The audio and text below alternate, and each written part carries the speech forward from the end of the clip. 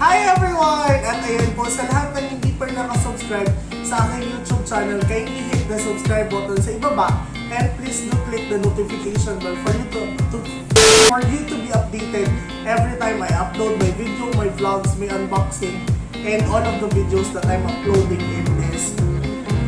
in my channel.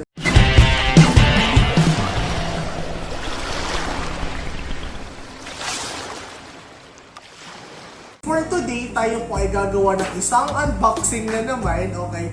Yung i-unbox po natin ay isang gaming headset na binili ko na naman sa Shopee. Ito, this time, legit na talaga na binili ko sa Shopee. And tinanggal ko na yung bubble wrap niya. So, ito yung product. Ayan.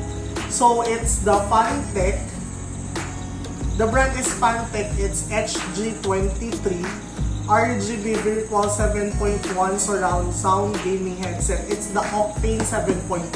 Ito na yung sinasabi ko na in-order ko sa Shopee na hindi pa dumating pero dumating na ngayon. Ito na yung sinasabi ko na in-order ko sa Shopee na hindi pa dumating pero dumating na ngayon. So, ito siya.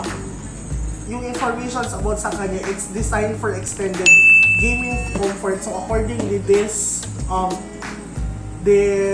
gaming headset is comfortable kapag susuotin natin siya, especially for kapag gagamitin natin siya for gaming. Second is it has the advanced 7.1 virtual surround sound engine. So ito yung maganda sa mga bagong headset na meron tayo ngayon kasi if for example maglalaro ka ng PUBG or any other game, naririnig talaga natin yung mga footsteps ng kalaban. So mas madali mong enjoy laruin yung mga games gamit ko. Then, it also has the noise cancellation microphone. So, isa rin to sa mga reason kung bakit ko, isa rin to sa mga reason kung bakit ko naisip na bilhin to kasi nga I will also be using this for my online classes. And I heard that the noise cancellation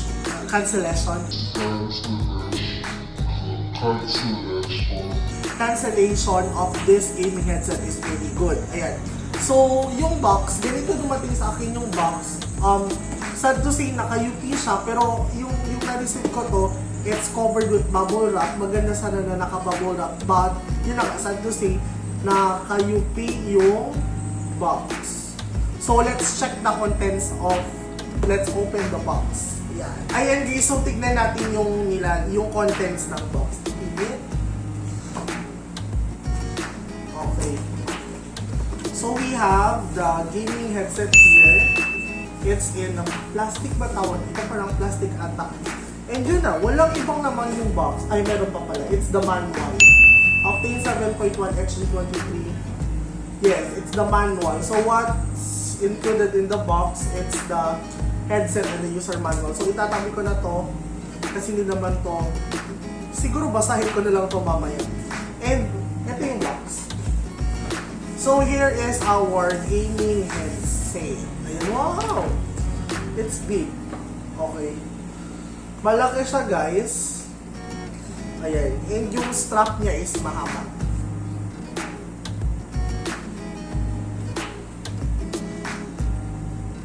Sige, check muna natin.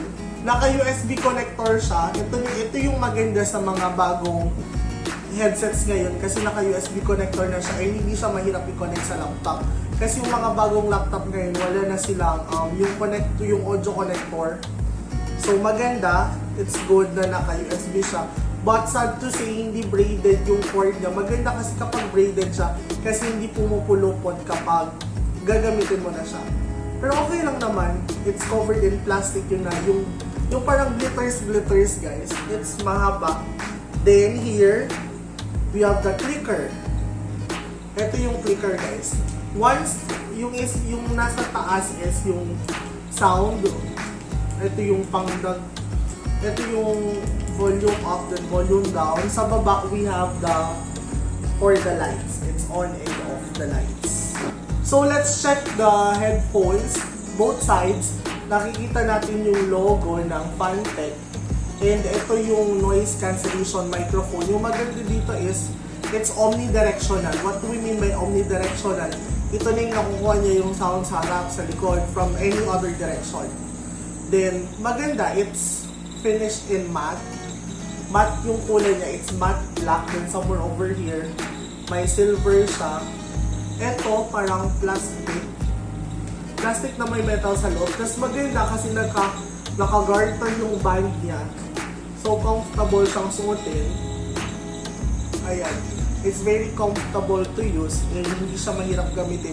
Hindi siya katulad ng unang binili kong headphone na masakit sa tenga kapag kumatagal na kasi parang nahihigpitan yung tenga at yung ulo ko. Pero dito sa FANTECH HG-23, it's very comfortable.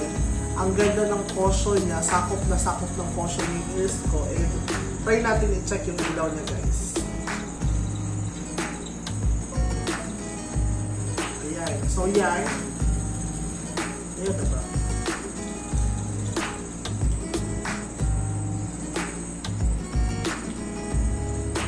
Ayan. So, yan. Ayun na, ilaw. Ayan. So, ito yung lights niya, guys. RG ba yun? Basta ito yung lights niya. Pero, yung downside lang niya is kapag tumatagal, yun na, according sa ibang video na panood ko, yung downside lang niya is kapag tumatagal yung headphones, umiinit siya sa ears. Kasi nga, pag i-check natin yung loob, yung next sa kanya is yung sa lightings na. So, ito yung microphone. May light din tayo sa microphone. Okay guys, so i-check natin yung, let's check the sound of the gaming headset. Connect ko siya guys dito sa laptop ko. 2 hours later.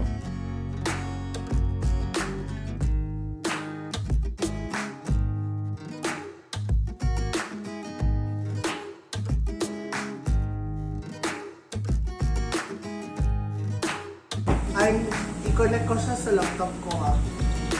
Recording, okay.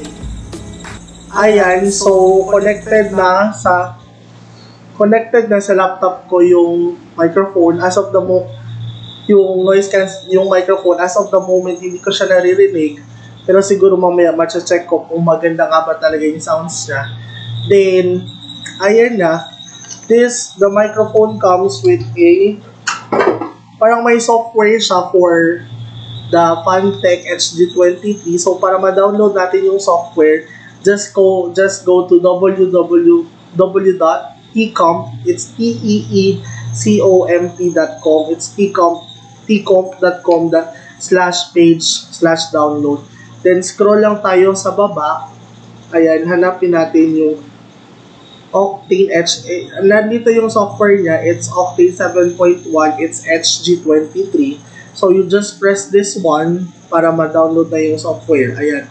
So, I've already pre-downloaded this one. Then, open natin siya. Ayan. So, ayan. Open natin siya.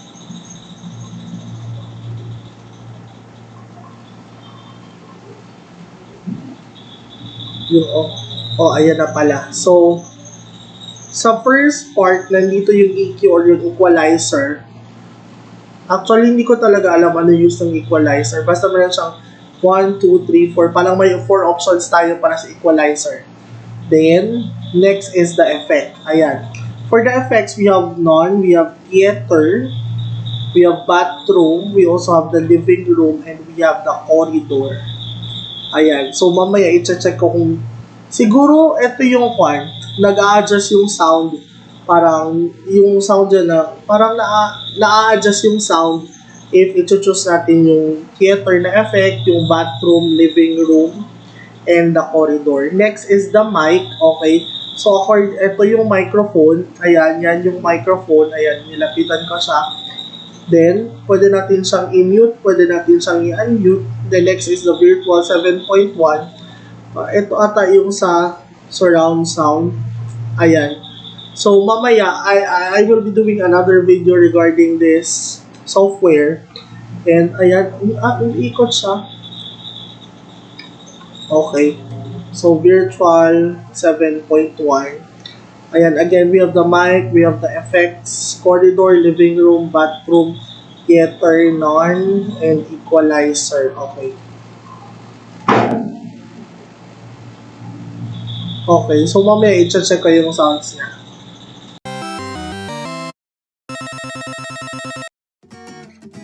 Okay guys, so overall, if I rate this product from 1, actually ito yung unang product na binili ko sa FANTECH. Ayan, salamat FANTECH.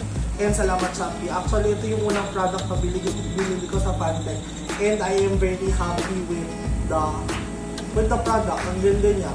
I've also tried, before shooting this video, I've also tried using this in viewing videos sa YouTube and etc. And masasabi ko maganda talaga siya. And I'm also planning to use this in my online class. So, hopefully maganda siya. And para sa akin kasi, hopefully maganda yung performance. And para sa akin kasi, siguro okay din siya. Kasi nga, aside from the build, aside from the quality na kilala naman natin ang brand ng FANTECH, they produce good quality materials and good quality products. Ayan. So, yun na. I bought this at around 1,700. Yun na, 1,700. And para sa akin, it's worth the price. Okay? If nagustuhan niyo yung video, kindly give me a thumbs up, or if ever you have comments, suggestions, or any queries, or any other concerns na gusto niyo i-share sa akin, or if you have any suggestion para sa next vlogs ko, please do comment down below. And if nagustuhan niyo yung video ko, kindly give me a thumbs up. Okay? Yun lang, and I hope na, and salamat, we've already reached 500 subscribers, and I'm very much happy sa lahat po nung nagsusubscribe and nagpa-follow sa akin. Soon, I will be doing a pag-giveaway video soon, and I hope na yung mga nag-subscribe, and I hope na mas nadami pa tayo soon. Yun lang, and thank you for watching this video, and see you again next time. Bye-bye!